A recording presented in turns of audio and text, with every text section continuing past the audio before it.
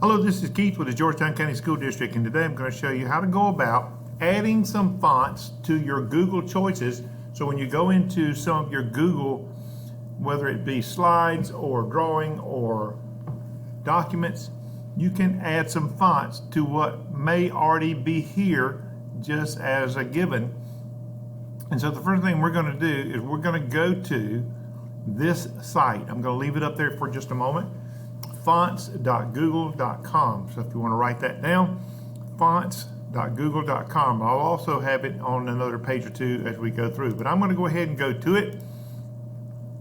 And when I get there, you'll see that it's got all kind of different things that you can choose from and filter out. If you want the size to be a little bit bigger or smaller, you can do it over here to look at that.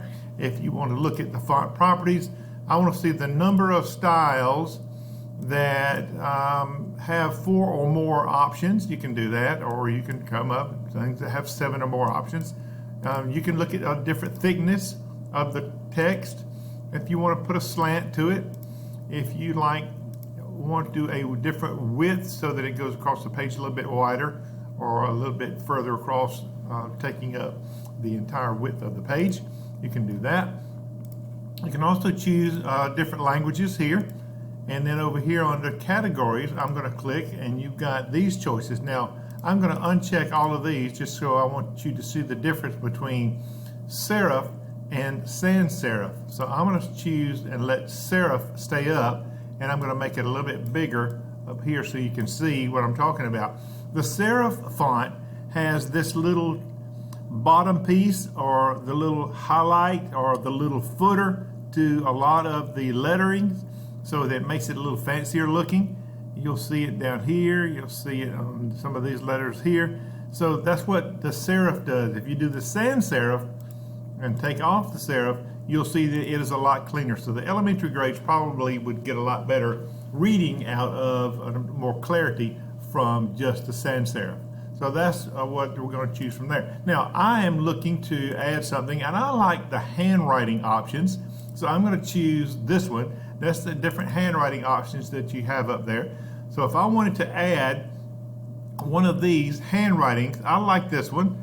I'm going to choose this one. Now this one has one style under it, but I'm just going to choose this one because I like it. So what I want to do is I want to remember Indie Flower. That's the name of this particular font. So when I'm going to go back, I'm going to go over here and I'm going to pull up one of my slides, and I've got some words. I've got a word test in here. I'm going to highlight over that, and now I'm going to go up here, and I believe if I click that, that'll give me all the choices that I have. However, if I want to add one, I'm going to click more, and up here I'm going to type in, I believe it was Indie Flower. It pops up. I'm going to choose that one, and then I'm going to say OK.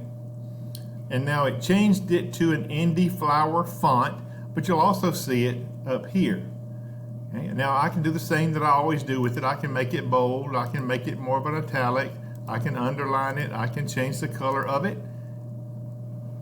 So I can do all the things that I normally do. But here's what's really a cool piece about this is I've got this now. This is in my Google Slides. So, but if I go up here to my Google Drawing and I want to use this, if I highlight here and click here, whoop, I don't see it. However, you refresh, and when you refresh, it should put it in there for you to have access to use. So now when I come back in and highlight that, it should be, when I click, it should be under the recent. Add, there it is, Indie Flower. I can add it into that piece. So it helps you to sort of fancy up, or gives you some more options and creativity for your different things in Google. And let's see, and I did it with the drawing, I did it with slides. Let's see if I do it in Google Docs. If I do it in Google Docs, today is a good day. I'll make that a little bit bigger for us to be able to see a difference.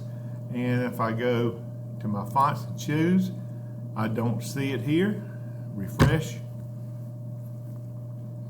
It should now be an option for me. I want to highlight that particular piece of text that I want to look at. There is Indie Flower that we just added, and I've got it on there. So that's a great way to go in and add some different fonts to what you have. Now I want to go back one more time to this page of fonts.google.com, and I'm going to go over here to it.